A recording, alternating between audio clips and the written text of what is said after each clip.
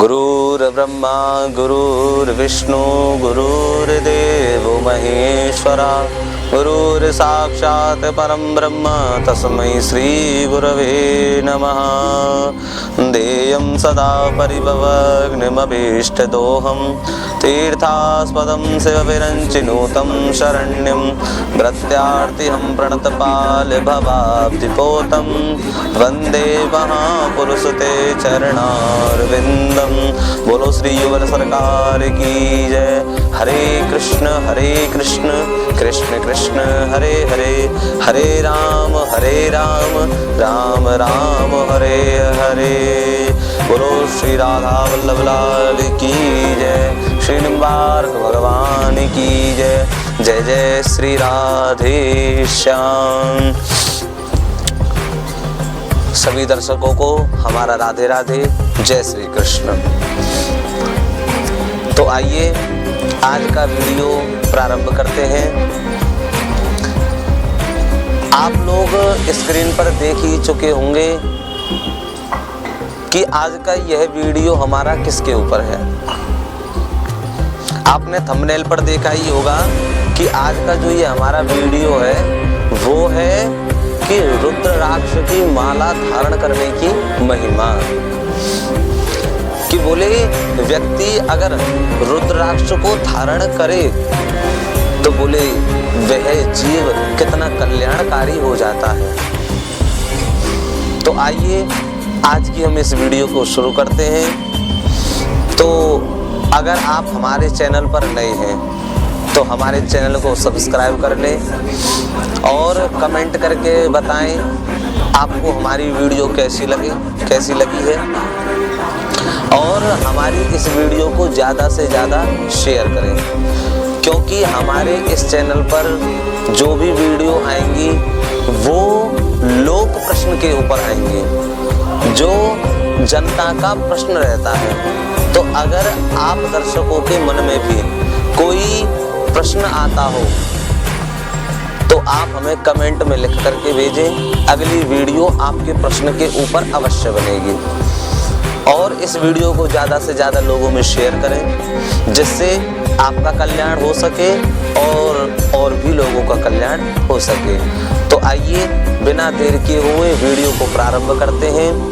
तो देखिए, वीडियो को बिल्कुल भी स्किप ना करें, ध्यान पूर्वक से श्रवण करें। राधे राधे। तो पद्म पुराण के अंतर्गत एक बड़ी ही सुंदर महिमा आती है रुद्राक्ष की। तो पद्म पुराण के अंतर्गत आता है कि जो व्यक्ति रुद्राक्ष की माला धारण करता है वह समस्त प्राणियों में सर्वश्रेष्ठ माना जाता है। उसके दर्शन मात्र से प्राणी मात्र का कल्याण हो जाता है। रुद्राक्ष के केवल स्पर्श मात्र से अगर व्यक्ति रुद्राक्ष का अगर स्पर्श भी कर लेवे तो महाराज वह सुख स्वर्ग का होता है, उसे स्वर्ग के सुख की प्राप्ति होती है। जो व्यक्ति रुद्राक्ष को स्पर्श करता है और जो व्यक्ति रुद्राक्ष को अपने हृदय पर धारण करता है, अपने कंठ में धारण करता है, महाराज वह मोक्ष को प्राप्त करता है। जो मस्तक पर तथा हृदय में और अपनी बाह में रुद्राक्ष को धारण करता है वह इस पृथ्वी पर विचरण करने वाला साक्षात शिव है। जो व्यक्ति अपने संपूर्ण देह में रुद्राक्ष को धारण करता है महाराज वह व्यक्ति देव पूजनीय बन जाता है, फिर वह शिव तुल्य माना जाता है।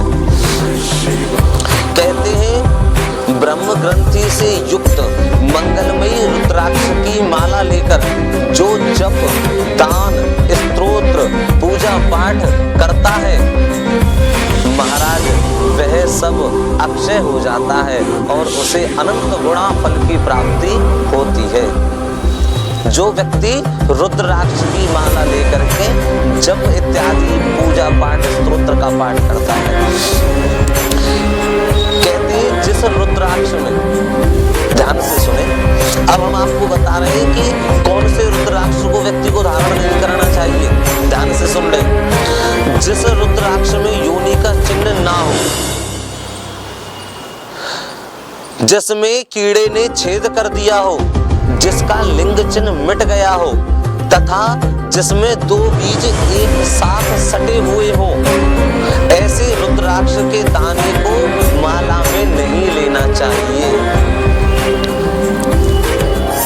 जो माला अपने हाथ से गुथी हुई और ढीली ढाली हो, जिसके दाने एक दूसरे से सटे हुए हो अथवा शूद्र आदि नीच मनुष्य ने जिसे गूथा हो, ऐसी माला महाराज अशुद्ध मानी जाती है। उसका दूर से ही त्याग कर देना चाहिए। दर्शकों ध्यान दें, कभी भी नीच के द्वारा गुथी हुई माला को प्रयोग में नहीं लेना चाहिए। कहते हैं जो रुद्राक्ष के को छुए हुए जल को अपने मस्तक पर धारण करता है, महाराज वह सब पापों से शुद्ध होकर के अक्षय पुण्य का भागी बनता है। कहते हैं रुद्राक्ष माला का एक एक बीज एक एक देवता के समान होता है। जो मनुष्य अपने शरीर में रुद्राक्ष का धारण करता है, महाराज कहते हैं वह सब देवताओं में भी श्रेष्ठ होता है। अब हम आपको बताएंगे कि रुद्राक्ष की उत्पत्ति कहां से हुई। बिल्कुल भी स्किप ना करें, ध्यान से सुने।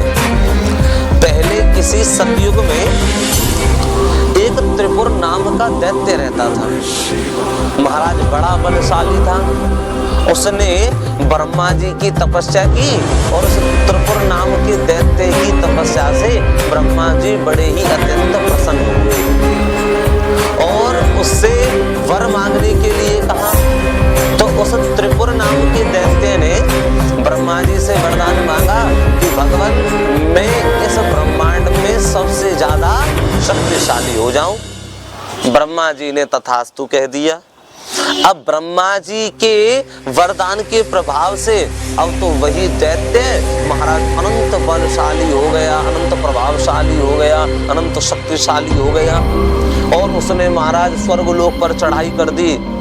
सभी देवताओं को महाराज बंदी बना लिया। सभी देवता उसके भय से इधर उधर भागने लगे। अब सभी देवता परेशान होकर के सीधे ब्रह्मलोक ब्रह्मा जी के पास में गए और ब्रह्मा जी से कहा कि भगवान आपके आशीर्वाद के द्वारा, आपके वरदान के द्वारा वह त्रिपुर दैत्य बहुत ही ज्यादा इस संसार में पाप फैला रहा है, दुराचार फैला रहा है, हम सबको अत्यंत कष्ट प्रदान कर रहा है। आप कृपा करके कुछ कीजिए। ब्रह्मा जी सभी देवी देवताओं को लेकर के शिवलोक शिव जी के पास में पहुंचे। भगवान शंकर को के पास पहुंच करके सभी देवी देवताओं ने प्रणाम किया, उनसे निवेदन किया। तब भगवान शंकर ने जैसे ही उस दैत्य के बारे में सुना, महाराज भगवान भोलेनाथ को अत्यंत क्रोध आया और क्रोध में आकर के उन्होंने अपने अजगव नाम के धनुष पर एक विकराल बाण चढ़ाया और चढ़ा करके उस दैत्य के नाम से महाराज प्रहार कर दिया। और महाराज जैसे ही वही विकराल बाण जाकर के उस त्रिपुर नाम के दैत्य की छाती में लगा, महाराज उस दैत्य का उद्धार हो गया, उसकी मृत्यु हो गई।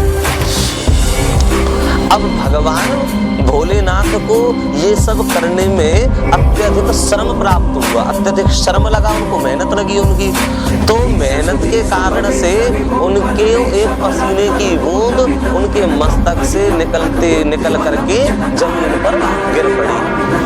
उसी पसीने की बूंद के द्वारा रुद्राक्ष की प्रागट्य हुआ, रुद्राक्ष प्रकट हुए। वही रुद्राक्ष जो भगवान भोलेनाथ को अनंत प्रिय है। महाराज कहते हैं रुद्राक्ष धारण करने से मनुष्य उससे संपूर्ण पापों से छूट जाता है। यदि कोई हिंसक पशु भी कंठ में रुद्राक्ष धारण करके मर जाए तो महाराज वह रुद्र स्वरूप हो जाता है। रुद्राक्ष धारण करने वाले व्यक्ति की अगर मृत्यु हो जाए तो उसे यम के दूत नहीं ले जाते, उसे तो शिव पार्षद आकर के उसे शिवलोक की प्राप्ति होती है। कहते हैं रुद्राक्ष की माला धारण करके जो व्यक्ति जितने पग चलता है उसे पग पग पर अश्वमेघ यज्ञ के फल की प्राप्ति होती है।